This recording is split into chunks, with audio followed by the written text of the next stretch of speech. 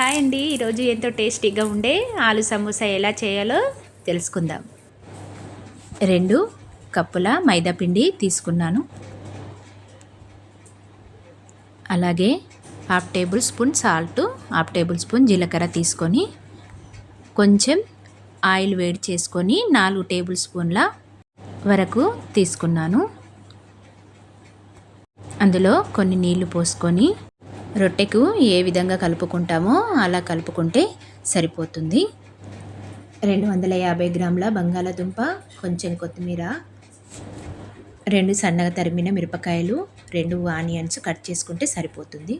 ఇప్పుడు కడాయి వేడయ్యాక కడాయిలో కొంచెం ఆయిల్ పోసుకొని కొంచెం జీలకర్ర వేయించుకొని అలాగే పక్కన పెట్టిన మిర్చి అలాగే ఆనియన్స్ను కూడా వేయించుకోవాలి. అవి కొంచెం వేగాక అందులో కొంచెం సాల్ట్ వేసి అలాగే ఇప్పుడు 1 టేబుల్ స్పూన్ పసుపు, కొత్తిమీర వేసుకొని వేయించుకోవాలి. ఏదైతే పక్కన పెట్టిన బంగాళదుంపను ఆ మిశ్రమాన్ని ఇందులో వేసుకొని ఒకసారి కలుపుకోవాలి. ఇప్పుడు 1 టేబుల్ స్పూన్ గరం మసాలా వేసుకొని మళ్ళీ ఒకసారి ఈ విధంగా కలుపుకుంటే సరిపోతుంది.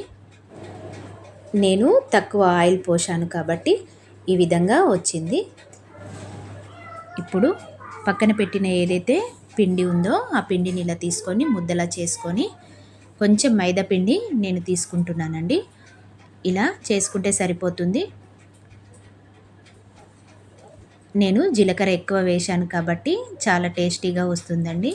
అంతేకాకుండా సమోసా అనేది డైజెషన్ కూడా అవుతుంది. దీని ఈ సైజు ప్రకారంగా కట్ చేసుకోవచ్చు. చాలామందికి నచ్చిన విధంగా చేసుకోవచ్చండి. చూశారుగా, ఇలా చేసుకోవాలి. ఇప్పుడు మైదా పిండిని అలా కొద్దిగా వాటర్ పోసుకొని ఇలా పేస్ట్లా చేసుకోవాలి. పెనం కొద్దిగా వేడయ్యాక 10 సెకండ్స్ మాత్రమే, అటు 10 సెకండ్స్ ఇటు 10 సెకండ్స్ మాత్రం వేయించుకోవాలి. ఇలా చేయడం ద్వారా సమోసా అనేది మంచి షేప్లో వస్తుంది. ఇప్పుడు ఏదైతే కాల్చుకున్నామో దానిని మధ్యలో చాకుతోటి ఇలా కట్ చేయాలండి. జాగ్రత్తగా కట్ చేసుకోవాలి. ఇప్పుడు ఒక దాన్ని తీసుకొని మధ్యలో మైదా పిండి మిశ్రమాన్ని పెట్టి ఇలా మధ్యలో ఫోల్డ్ చేసి దాన్ని ఇలా చేసుకోవాలి. ఎక్కడైతే కనబడుతుందో అక్కడ మైదా పిండి చేసిన పేస్టుని కలుపుకోవాలి.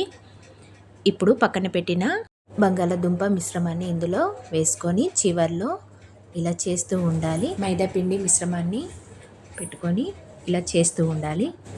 ఇప్పుడు కడాయి పెట్టుకొని అందులో కొద్దిగా నూనె వేసుకొని వాటిని వేయించుకోవాలి. ఈ విధంగా ఈ రంగులా వస్తే సరిపోతుంది. సమోసా ఎప్పుడు ఒకే రకంగా వేయించుకోవాలి. ఈ విధంగా చేసుకోవాలి.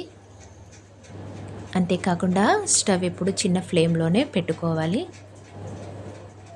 చపాతీ పిండి కొద్దిగా మిగిలినట్టయితే చిన్నగా సన్నంగా స్లైస్లా కట్ చేసుకొని అవి ఇందులో వేయించుకోవాలి. చాలా టేస్టీగా వస్తుంది. 4 పచ్చిమిర్చిలు కూడా వేయించుకున్నాను. సమోసాకు పచ్చిమిర్చి చాలా టేస్టీగా వస్తుంది. అంతేనండి, ఎంతో టేస్టీగా ఉండే వేడివేడి ఆలు సమోసా రెడీ. ఎంతో రుచికరమైన సమోసా ఖచ్చితంగా ట్రై చేసి చూడండి. వీడియో నచ్చినట్లయితే సబ్స్క్రైబ్ చేసుడు మర్చిపోకండి.